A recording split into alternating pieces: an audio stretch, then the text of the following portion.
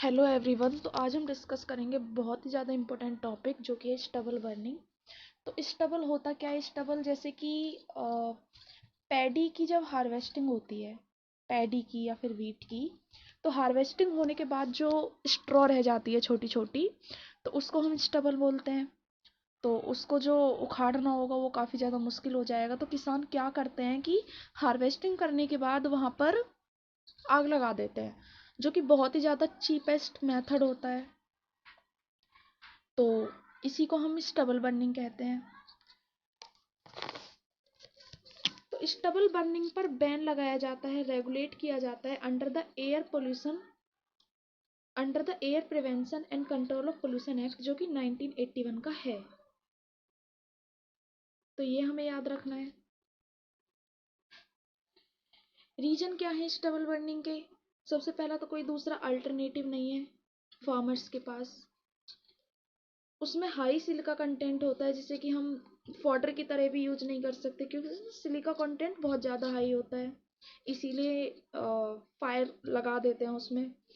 कुछ traditional believe भी हैं कि जब हम जलाएंगे ना तो फिर वो फिर से सॉइल में मिल करके सॉइल की फर्टिलिटी बढ़ा देगा। ये शुरू से एक ट्रेडिशनल बिलीफ चलता आ रहा है लोगों के अंदर। इल इक्विप्ड है to deal with the waste. Farmer के पास इतने कोई इक्विपमेंट नहीं है कि वो उस वेस्ट के साथ कैसे डील करें, और वो अफोर्ड भी नहीं कर पाते नई न्यू टेक्नोलॉजी को। और कुछ इकोनॉमी रीजन भी है।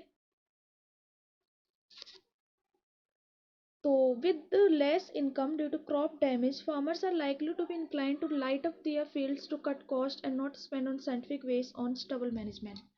तो इकोनॉमिक लॉस ये है कि फार्मर के पास पहले से इतने पैसे नहीं होते, है ना।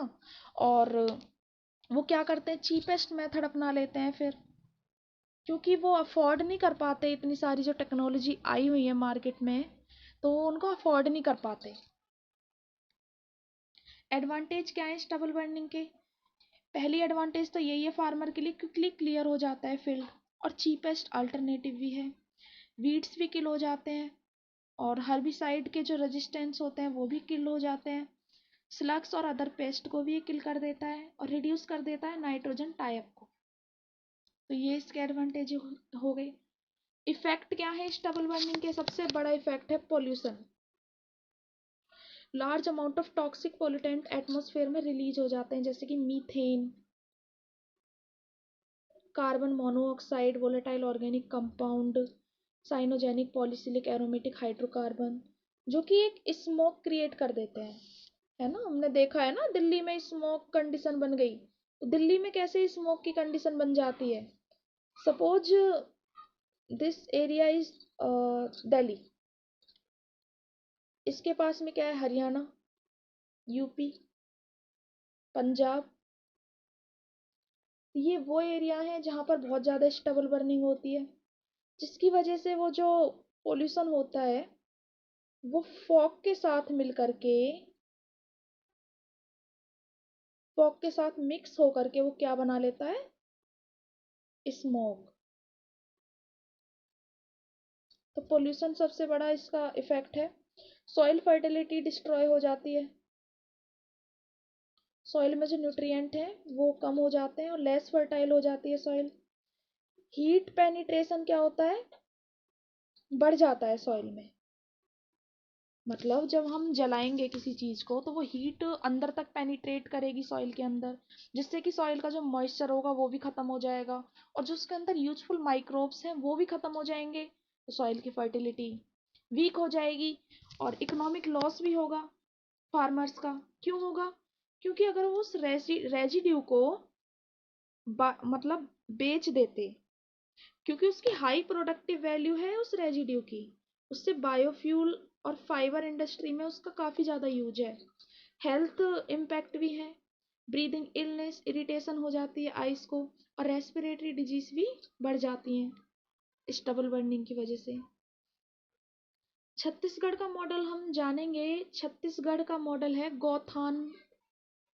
गौथान की स्टेब्लिशमेंट की। छत्तीसगढ़ में गौथान क्या होता है? एक 5 एकड़ का प्लॉट होता है एक गांव में, है ना, जो कॉमन होता है ईच विलेज में। तो वहाँ पर क्या होता है, जो अनयूज्ड स्टबल होता है वहाँ पे पराली दान बोल देते हैं। पराली मतलब अपना, मतलब पीपल डोनेट कर देते हैं अपने अपने स्टबल को वहाँ पर। उस स्टबल को मतलब कन्वर्ट कर दिया जाता है ऑर्गेनिक फर्टिलाइजर में by mixing with cow dung and few natural enzymes, जिससे कि एम्प्लॉयमेंट भी जनरेट हो जाता है रूरल यूथ के लिए। तो बहुत ही अच्छा मॉडल है।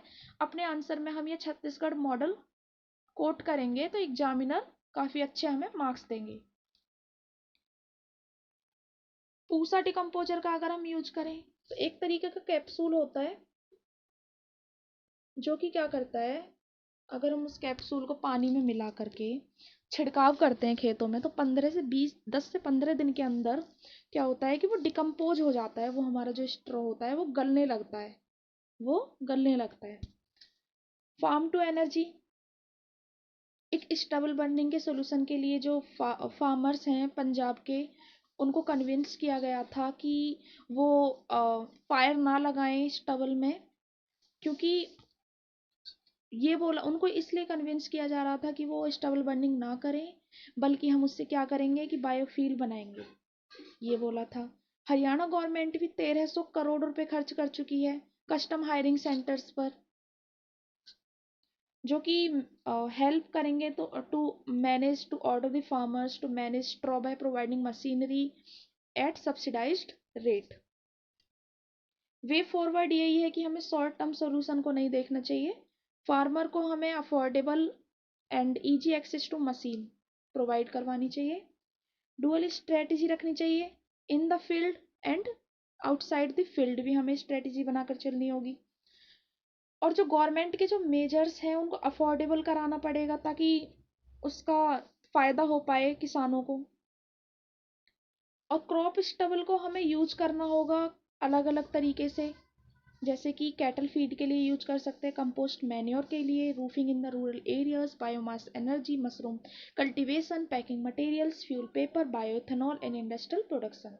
लॉन्ग टर्म सोल्यूशन हमें खोजना होगा। लॉन्ग टर्म सोल्यूशन कैसे खोजेंगे? क्रॉप डाइवर्सिफिकेशन करके। हम सिर्फ पैडी पर ही निर्भर नहीं रहे, हम और भी ज़्यादा क्रॉप को डाइवर्सिफाई करें, जिससे कि इस प्रॉब्लम को थोड़ा सा ख़त्म किया जा सके। कंक्लूजन ये है कि हमें इन्वायरमेंट को ध्यान में रखते हुए और हर चीज़ को ध्यान में रखते हुए, इकोनॉमिक, सोशल और हेल्थ इम्पैक्ट सभी चीज़ों को ध्यान में रखते हुए हमें अच्छे से मेजर्स लेने होंगे। और जो क्रॉप स्टबल है उसके मैनेजमेंट के लिए हमें काफ़ी अच्छे मेजरमेंट लेने होंगे, उसके अल्टरनेटिव अप्रोचेस लाने होंगे उसके मैनेजमेंट के लिए।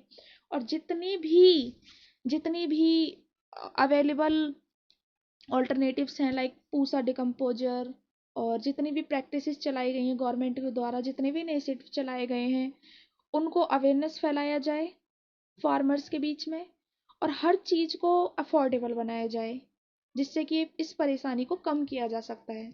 So that's it for today. Thank you for watching.